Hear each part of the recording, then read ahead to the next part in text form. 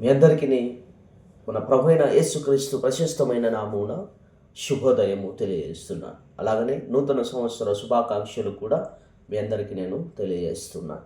ఈరోజు దేవుని వాగ్దానం ఆదికాండము 1వ అధ్యాయము 31వ వచనం.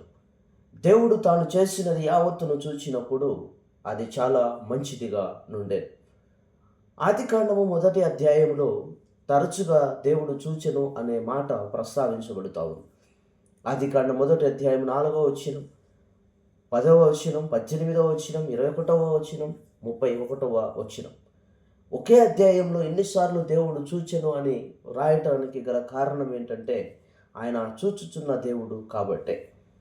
ఆయన కన్నులకు సమస్తము మరుగులేక తేటగా ఉన్నది.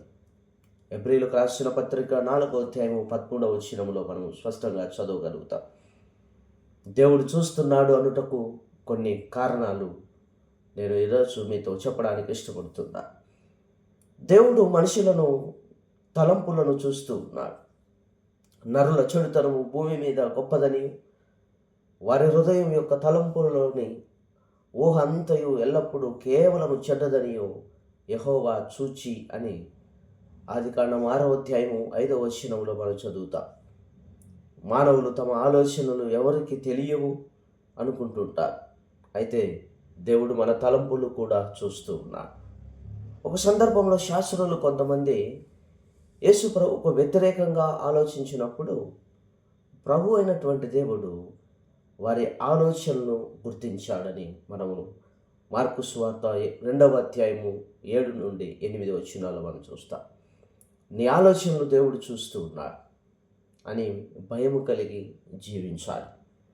రెండవదిగా దేవుడు మనుషుల యొక్క వ్యక్తిత్వాన్ని చూస్తూ ఉన్నాడు. ఈ తరము వారిలో నీవే నా ఎదుట నీతిమంతుడ ఇండుట చూచితిని. ఆదికాండం 7వ అధ్యాయము 1వ వచనంలో ఈ విధంగా సెలవిస్తాం. మనం ఎటువంటి ప్రవర్తన కలిగి ఉన్నామో ప్రభువు చూస్తూ ఉన్నాడు. నోవాహును దేవుడు చూసినప్పుడు అతడు నీతిమంతుడుగా కనిపించాడు.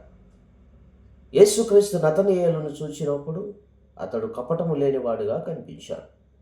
యోహాను సువార్త 1వ అధ్యాయము 47వ వచనం. నా ప్రియమైనటువంటి దేవుని వారలారా, నీ ప్రవర్తన దేవుడు చూస్తూ ఉన్నాడు. ఇంకా చివరిగా మూడవదిగా నేను మీతో చెప్పడానికి ఇష్టపడుతున్నది, దేవుడు మనుష్యుల యొక్క బాధలను కూడా చూస్తున్నాడు. ఈరోజు నువ్వు అనుకుంటూ ఉండొచ్చు, నా బాధలు ఎవరు చూడడం లేదని. అయితే దేవుడు నీతో చెప్తున్నాడు, నా ప్రజల బాధను నిశ్చయముగా చూచితిని. నిర్గమాకాండము 3వ అధ్యాయము 7వ వచనంలో ఐగుప్తులో ఇశ్రాయేలు పడుచున్న శ్రమను దేవుడు చూచినాడు.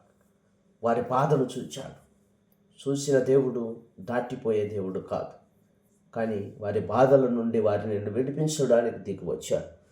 నీ బాధను ఎవరు చూడడం లేదు అనుకోవద్దు.